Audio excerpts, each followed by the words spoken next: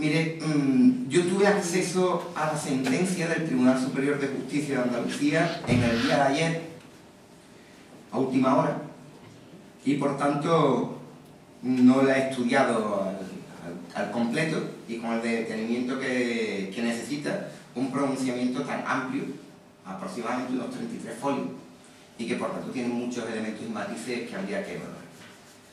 De conjunto le diría lo siguiente: no compartimos ni el fondo ni la forma de la sentencia, y ya le anuncio que va a ser recurrida ante el Tribunal Supremo, y que por tanto extremos que nos parecen absolutamente chirriantes desde un punto de vista político, por no compartirla, y desde un punto de vista incluso jurídico, pues lo dilucidaremos en la sede del Tribunal Supremo, como corresponde, a través del recurso de casación correspondiente. Sí le diría que, y me va a permitir ya que avance algún elemento más, no ya sobre la sentencia en sí, que como le digo, por un lado, no he tenido tiempo de estudiar con detenimiento y profundidad, aunque ya le anuncio, va a ser recurrida, como no puede ser de otra manera, porque una mera lectura de la misma, desde luego, nos hace estar radicalmente en contra de algunos de los postulados y de los elementos que mantiene y que sostiene, y que además no encuentro, yo personalmente además no encuentro, dónde está la prueba material sobre la que se sostienen determinadas afirmaciones. ¿Cómo puede hablar de 3 despidos cuando además 2 de ellos todavía están pendientes de sentencia y sin embargo lo mete en el mismo paquete y con el mismo paraguas? En definitiva, no le voy a comentar la sentencia simplemente por respeto a hacerlo con cierto rigor, y espero que me permita esto. Ahora bien, yo le voy a anunciar otra cosa más. La situación fáctica a la que nosotros hacemos frente cuando tomamos una serie de medidas que eran además para nosotros absolutamente indeseables. La sentencia hace, y además algún medio de comunicación se ha empeñado en sacarle punta a ese lápiz, una radiografía, una foto, mejor dicho, digamos, política de los motivos que llevaron a tomar determinados tipos de decisiones en el seno de la empresa, de Sevilla Global. Yo quiero recordarles que jamás, hasta el día de hoy, jamás me he pronunciado sobre ninguno de los acontecimientos internos de la empresa. 1, por respeto a los trabajadores. 2, por respeto a que eran cuestiones que se estaban dilucidando en el plano judicial. Y 3, porque no me parecía oportuno llevar al debate público-mediático elementos que entendíamos se tenían que dirimir de otra forma y con otros contenidos. Durante todo este tiempo hemos soportado pacientemente cómo, supongo yo, que en las estrategias de la defensa de algunos de los afectados se ha ido radiando al minuto el conjunto de los diversos procedimientos, al minuto, estableciendo muchas veces falsedades incluso sobre la tramitación de los procedimientos, pero además avanzando valoraciones políticas que todos conocen y que por tanto no me voy a reiterar en ello. En función a una reflexión que me llama la atención, que aparece en la propia sentencia y que dice que la publicidad del caso afectó negativamente al afectado. Publicidad del caso que jamás dio la empresa y que siguieron la defensa de estos trabajadores y que ahora se nos trata de imputar a nosotros. Bueno, pues ahora yo voy a tomar la libertad de opinar, como han opinado los demás. Y además de opinar porque les voy a hacer una reflexión. Desde Izquierda Unida, ni por activa ni por pasiva, lo que vamos a consentir nunca es que se utilice una situación coyuntural o una situación estructural para permitir que se acceda con plaza de indefinido a una empresa pública sin superar los requisitos de igualdad, mérito, capacidad y el concurso correspondiente. Eso se llama enchufismo, comunismo. Y nosotros, ni por activa ni por pasiva, íbamos a consentir lo que en su día, por cierto, el Partido Popular calificó de escándalo.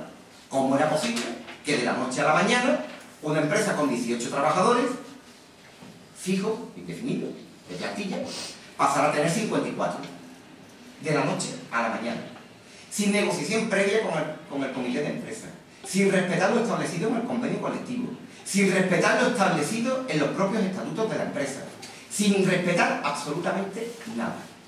Bien. Ante esa situación fáctica, que además todos conocen, nosotros nos fuimos encontrando con determinados capítulos sorprendentes. Capítulos sorprendentes. Porque el anterior responsable de la empresa, el gerente, José Ramírez Gómez, y su jefe, hoy defensor, don John Ander Sánchez, venían a plantear que esas conversiones de contratos, y por cierto, esos ascensos de categoría con el correspondiente incremento de retribución salarial, eran derechos de los trabajadores. Hombre, como derecho genérico, yo comparto que todos los ciudadanos españoles tienen derecho a tener un puesto fijo y bien remunerado para desenvolverse como un derecho básico, como derecho general. Como derecho concreto, nos hemos encontrado con situaciones como la siguiente. Un trabajador que cuando se adoptó esta medida llevaba 2 meses de antigüedad en la empresa. 2 meses de antigüedad en la empresa. Y que había entrado sin ningún tipo de proceso de selección previo. Nos encontramos con un trabajador que sin ningún proceso de selección previo había entrado con un contrato temporal para cubrir una determinada función, que por cierto había sido hasta ese momento, y en ese momento me consta que era personal de confianza del anterior vicepresidente, don John Ander Sánchez, de la compañía, y a la sazón delegado de Economía y Empleo, que lo único que aportaba en el currículum era un título de bachillerato y que sin embargo estaba cobrando como un licenciado, como un diplomado superior. Y que cuando se le hace la conversión en definido, se le mantiene esa condición de técnico superior, licenciado, según la exigencia del convenio colectivo de la empresa. Nos encontramos casos como el del curioso, al menos sintomático, el del jefe de recursos humanos de la empresa, a la que efectivamente yo reconozco que le advertí, y le puse sobre, porque era lo mismo que se podía hacer, en tanto en cuanto era jefe de recursos humanos y responsable del control interno de la empresa, nada más y nada menos. O sea, el garante del cumplimiento de la legalidad en el seno de la empresa. Y puse en su conocimiento, lo reconozco, un hecho que se iba a producir en la empresa, y es que el gerente iba a ser cesado. No es que se le hubiera pedido la dimisión, es que se había adoptado la decisión política y se iba a llevar a efecto de manera inmediata el cese del anterior gerente, y que por tanto entendiera que el jefe, su jefe, era absolutamente provisional, y que entendiera que cualquier medida que le fuera ordenada iba a ser absolutamente provisional, y más si tuviera repercusión y afectación en plazo duradero para la empresa o sus intereses.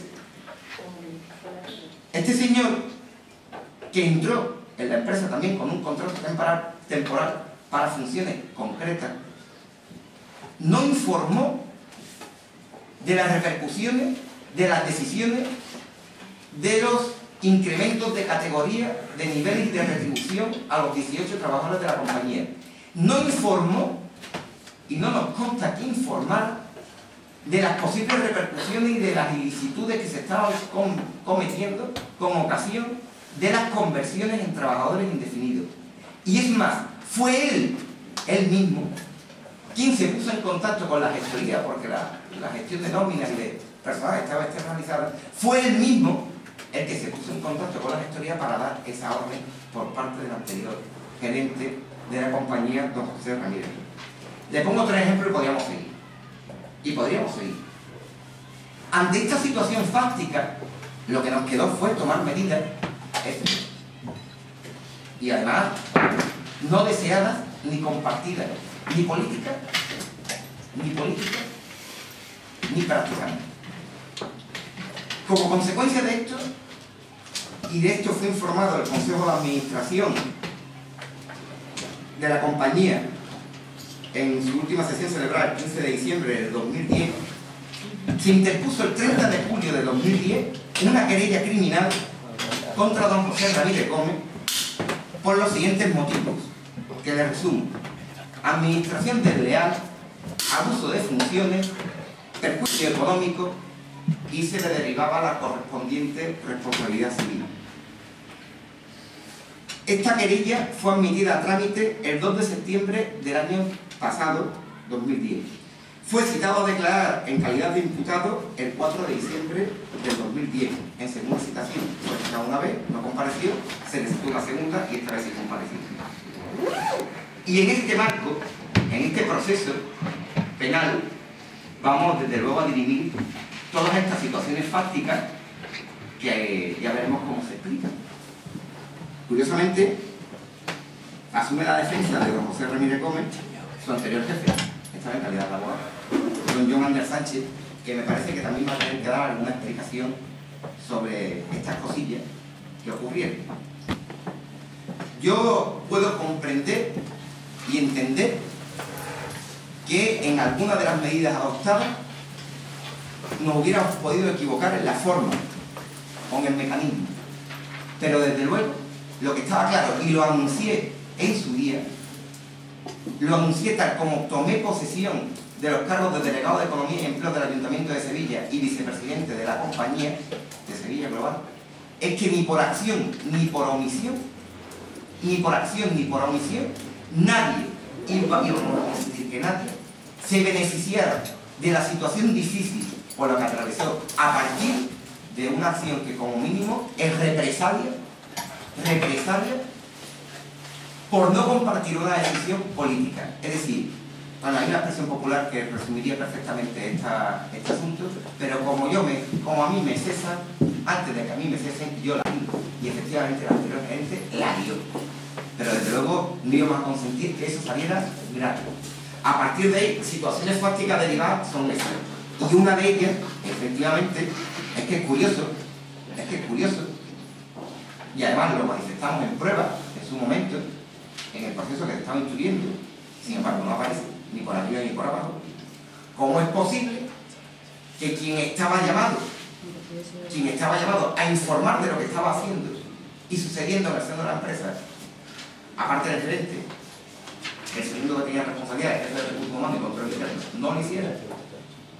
Y no solo eso, sino que él mismo se beneficiara de la propia medida que sabía que estaba aplicando, porque él también vio transformar su contrato de temporal a indefinido. En fin, todo esto, les digo, vamos a tener la oportunidad de irlo despejando y de irlo aclarando en sucesivos eventos que les anuncio que se van a producir. Y que no son respuestas a esta sentencia, porque como ven, por la fecha de la que les estoy hablando, es una medida que anuncié en su momento, que aprobó el Consejo de Administración, y era llegar hasta las últimas consecuencias en la aclaración de todo lo que había sucedido. Al mismo tiempo que estábamos intentando paliar los efectos de las medidas adoptadas.